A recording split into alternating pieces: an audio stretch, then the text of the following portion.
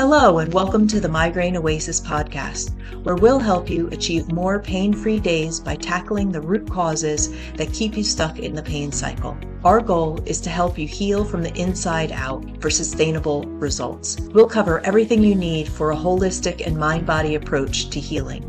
From understanding how pain works to uncovering areas of tension within the mind, body, and spirit that can trigger your pain, and sharing practical tips to break free and find relief. I'm your host, Karen Ash, a former chronic migraine sufferer, certified coach, patient advocate, and migraine mentor here to support your healing journey. If you're ready to change your relationship with migraine and get back to living, let's dive in.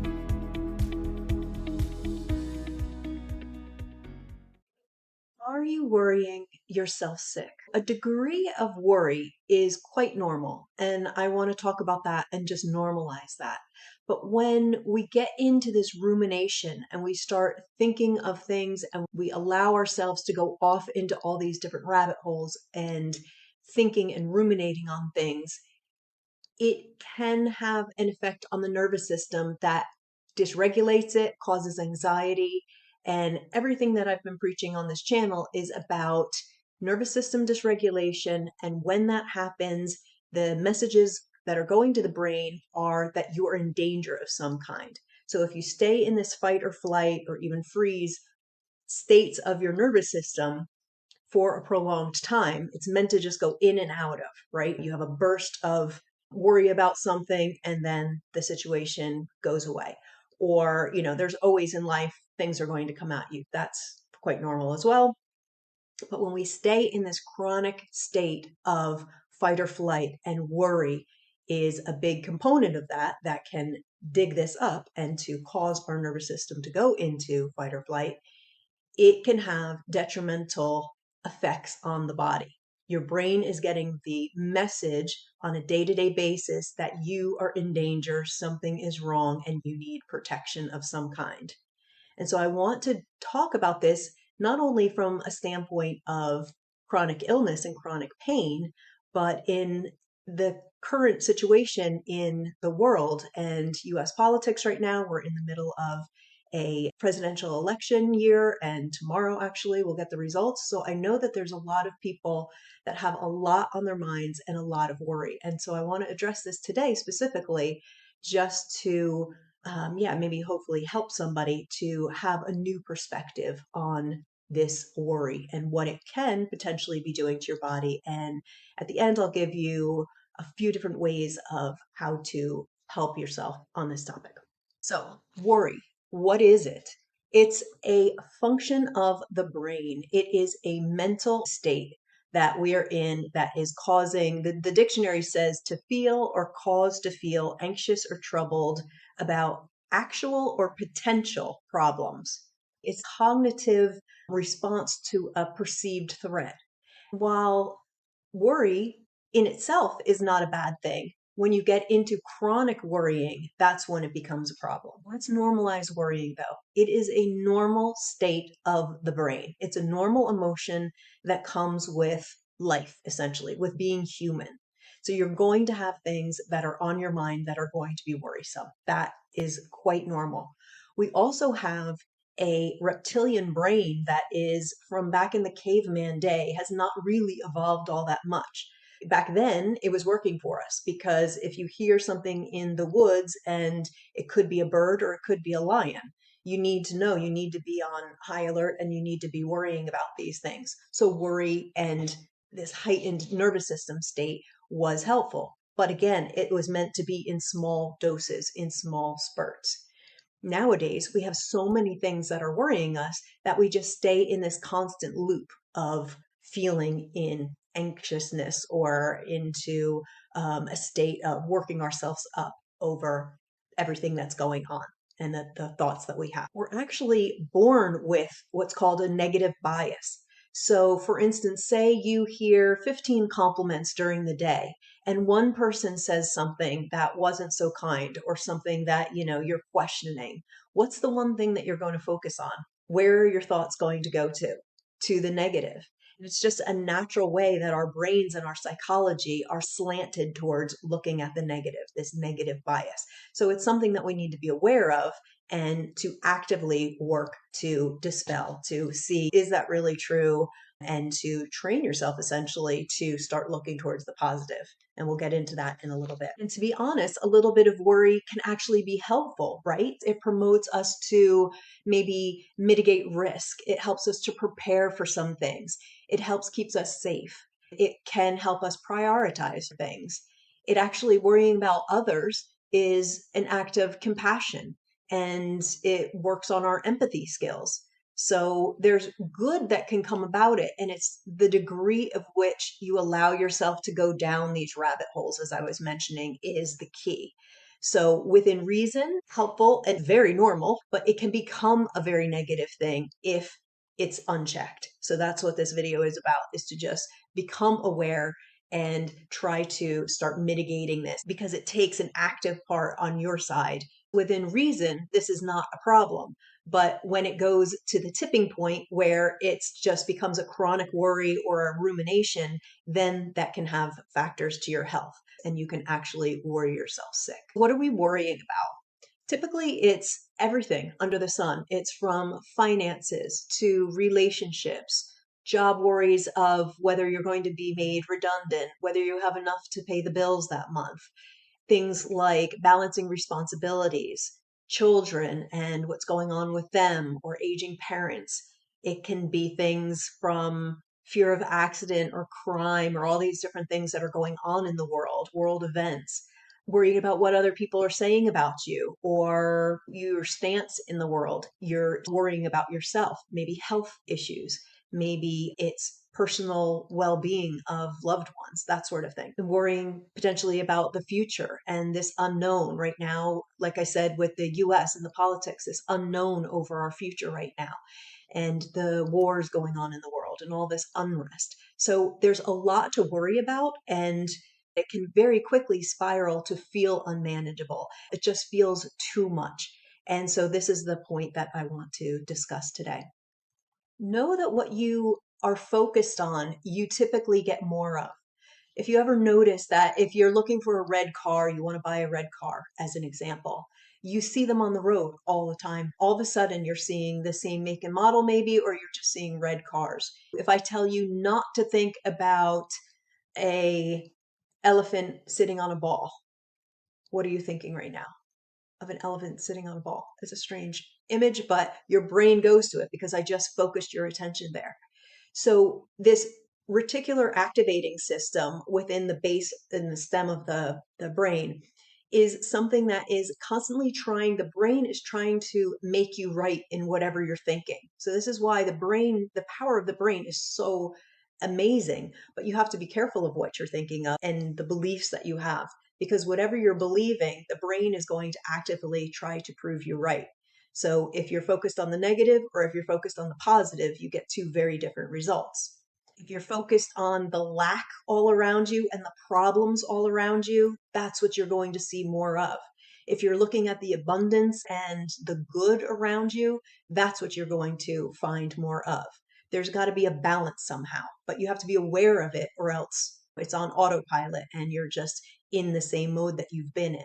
So this is whether it's working for you at the moment or not, I guess. If you're in chronic pain of some kind or you're having a mind-body type of symptom, then obviously it is going in the wrong direction. Without the awareness, it can go into chronic pain or it can go into these symptoms like IBS, migraine, back pain, shoulder pain, all these different things that are actually showing up within the body. The stress and the worry is showing up in the body.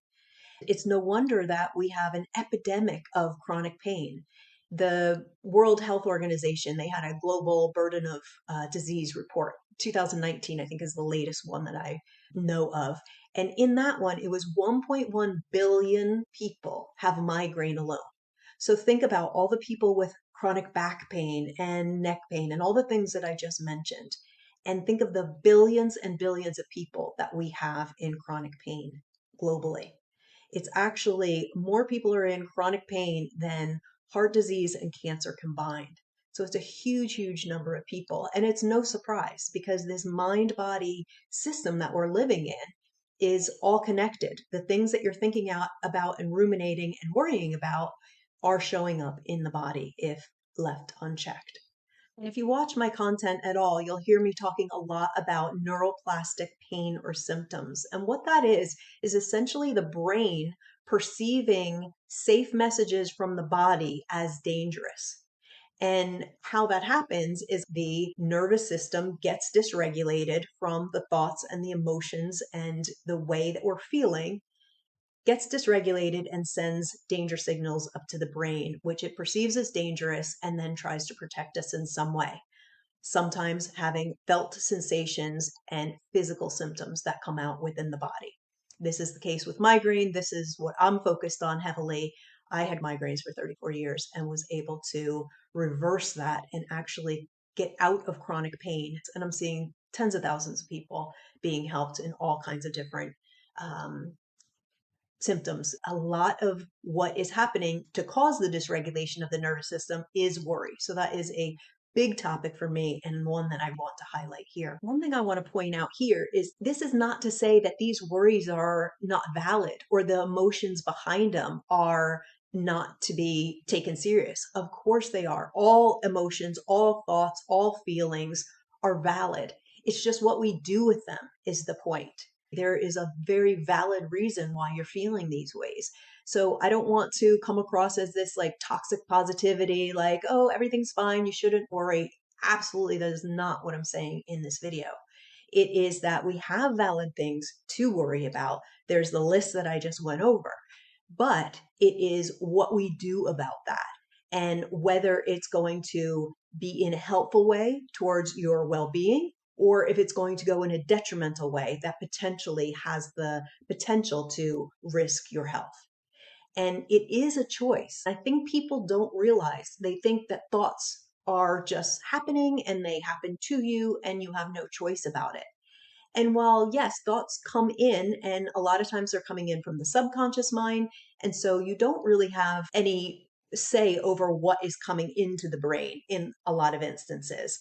It's coming from things that have happened way in the past, or things that you've repressed, or things maybe you're triggered by something, or it's coming from an external factor of, say, the news or a situation that happens to somebody else, all these different things. So the thoughts themselves can come up out of your awareness. This is true. What my point is that now we have the choice of what to do about it. So it comes into the brain and you have two choices. You go in one direction where you follow that worry and you start spiraling into the rumination of all the things that could go wrong, all the things that are terrible about the situation, all the very problem focused. And I went to a coaching school with the methodology of solution based brief coaching. And what that taught me is that when you focus on the problem, you're going to get more problem. If you focus on the solution, you will find a solution, or there's a better, higher chance that you will find a solution. You can either go down the negative path or the path that you're going to focus on this worry and all these different potentials and upsetting yourself and dysregulating the nervous system and the angst that comes with it. That is a choice. How long you stay on this path. I've seen a technique where a person puts on a timer. You could do it on your phone and they give themselves 10, 15 minutes, whatever. And they allow themselves to feel the angst of it and just feel the frustration and everything for the 15 minutes. Or they journal about it, trying to work through the process of this worry. But then they say, enough, time out. Now I choose to go in a different direction. I choose to focus on something else, or I choose to do another activity. I choose to go out in nature. I will get into techniques in a second. The other path is totally different. It is a path of you spend a little time here. This is absolutely normal and healthy to have worries. As I said before, it's even helpful in some ways. But how long you stay there is the key. So when you go on this other path, I want to give you just some few different techniques of how to go to another direction and keep your mind from this ruminating and from focusing on the negative. Okay. So one would be this concept of circle of control. Now, this came out with Stephen Covey's book, The 7 Habits of Highly Effective People. And there's this circle of control of the things that are within your control. So that would be your actions, your attitudes, your responses to things. In some points, your thoughts. I mentioned that they come in, but what you do with those thoughts. So these are the things that are within your control, your sphere of control. Then there's this circle of influence. So around you, there's different things. There's relationships to people. There's projects that are going on. Your input matters. You have some influence over this, but it's not completely within your control. There's other factors going on. Outer sphere is the circle of concern. And this is where things are completely out of your control. They are either things like people's opinion, the weather, global events. Now, I know in the US with this election, you can vote, so it's not completely out of your control, but the results are out of your control. You had a piece of the puzzle, but it's not within your control the entire election. It's just you have a piece of the influence. So the circle of concern are things that you're concerned about, but they are out of your control. So this framework helps us to see when you start to worry about something, you can look at those three and say, is this something that's within my control? Do I have influence on it? Or is this just a concern that I have absolutely no control over and this is going to happen regardless of my worry or anything that has to do with me? When you can do that and focus on the things that are within your control and try to let go a little bit of the things that are not. You did your part in whatever is in your influence, and then you have to let go a bit.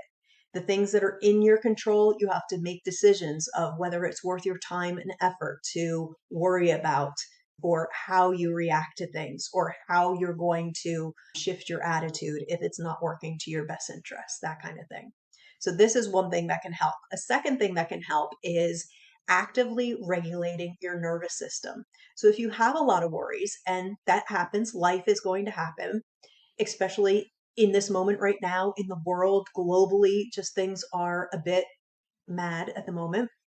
You can actively regulate the nervous system. So you're doing things like ensuring your body and your brain, more importantly, is not feeling in danger. So danger is fear-based thinking.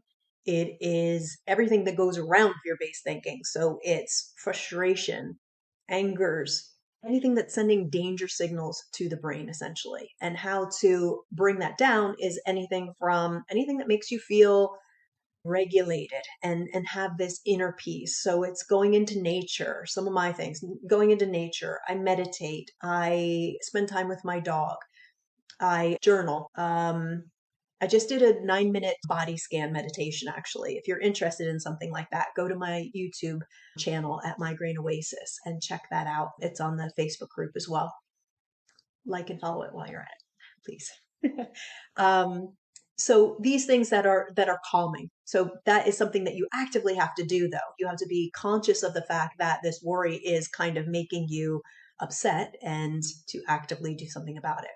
Another one is to actually feel the emotion that you're worrying about. So a good technique for me is to journal about it. So if there's something that's worrying me, I take a pen and paper and I journal about it. It's trying to get to the emotion of what you're feeling and underneath what the worry is. So the worry, and then you have emotions around it, and then underneath the emotions is another deeper emotion. There's something called a emotion wheel, and you could Google that, or I'll try to link it to the bottom of this. So as an example, let me put that into concrete. So if you are angry about something and you start thinking about what's underneath the anger, it is, I feel like I was unheard or misunderstood. What's underneath that? Why does that make you so angry? It's frustration.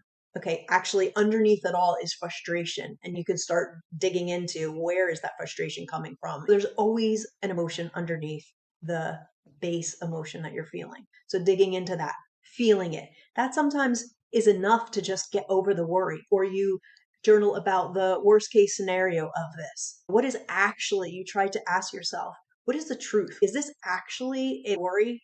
What are the chances of it coming true? And thinking through that to put a different perspective on it. Actually, there's a study. There's one in Cornell, and there's another one. Oh, I forget the reference. There were two researchers that did it, but they came up with, well, one was 3% of all worries actually are something that will come to fruition. The situation will actually happen. One I heard was 9%. So I don't know, somewhere in there, but a low percent of what you're worrying about will actually come true. And what they found is that even if it did come true, the outcome was a lot less worse than what they had anticipated. What's on my mind today and why I'm making this video is the US elections. I know a lot of people are really stressed about this. And so, yes, there's a 50-50 chance of your candidate going into office. So the worry is a little bit of a different percentage rate on this one. But in general, the things that you're worrying about are not likely to come to fruition. And so we need to just put a sanity check on it and put a little pulse check on what's the worst case scenario. I did a lot of worrying about losing my job. We always had redundancies in the company and restructurings. And I was always worried because I knew that if I didn't have a job, I would potentially not be able to stay in Switzerland because it's a very expensive place to stay. And at certain points, I was on a work permit. So the first 5 years, there was this angst inside that I didn't really realize was happening, but it was somewhere back in the subconscious of this uneasiness that if I lost the job, then I would have to quickly get another one or I would be headed back to the US.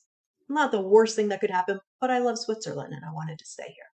Years later came out in therapy of what is the likelihood that that actually would have happened if you actually couldn't find another job? Or have you done your budget? Do you actually know how much money you have, how long you can last in the country? So you need to take a reality check sometimes of, is what you're worrying about actually, uh, I was going to say valid.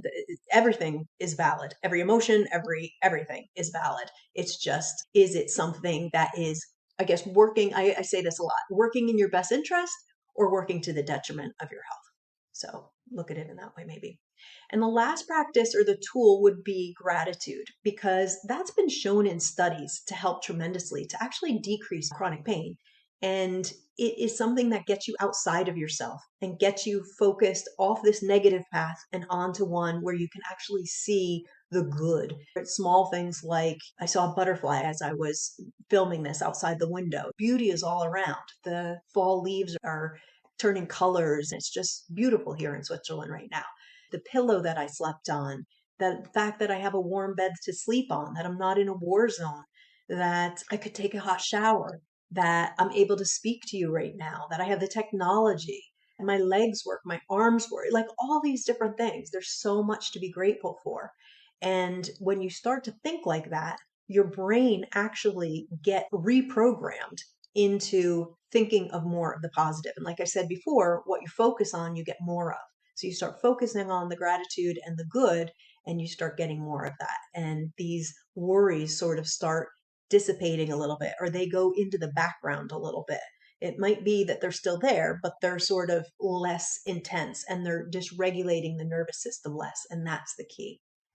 So I'll leave it there. I'm grateful for you being here and listening to me. And I really hope that something in here has helped you to maybe shift perspective on worry, to look at worry in a way that if you feel very anxious, and I keep saying this dysregulation of the nervous system, but that is what it does. If you don't understand what that is, I've got other videos on that. I think one of the first videos I did explains that. But if that's how you feel, I really want you to take a look at that and to understand in the current state right now with this election coming up, it is very specific that I'm talking about on this video, something that we're going to have to deal with one way or another. A technique today for anybody that's in the States or watching around the world, don't watch the news 24/7. Do you really need to know every single state as it comes in? Or can you get updates every hour or two? Do you really need to know every single second? This I question all the time to the people around me when I was in the States. This news of the other states and things that are going on. I am picking and choosing what I'm focused on because I know the brain is super powerful and I know my nervous system is of utmost importance to keep regulated because otherwise I don't want to go back into chronic pain. I don't want to go into having sensations in my body or symptoms that come out from this mind body connection.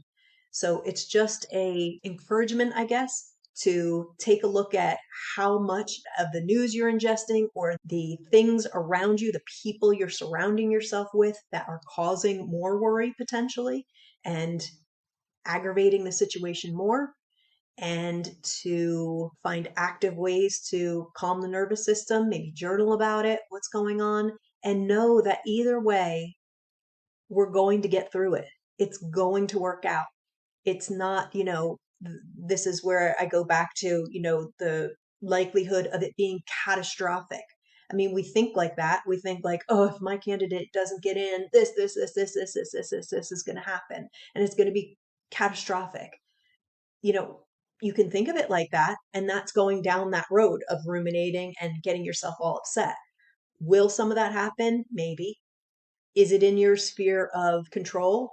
No, a lot of it's not, unless, you're getting actively involved in politics or voting and different things. You have an influence, slight.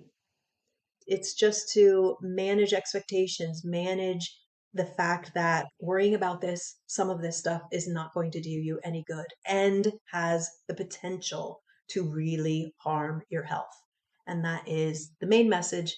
And I really hope you keep healthy and keep everything in perspective and be actively working on this so that you do not end up with any symptoms, because it does show up in the body eventually if you are not taking care of this actively. So I wish you well, and I will stop there. If you like this video, if this content is something that's interesting to you, please like it, please follow along, and please comment. It really helps the algorithm to get this out to more people.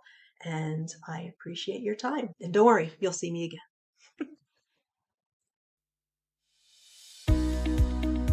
Thanks for tuning in to the Migraine Oasis.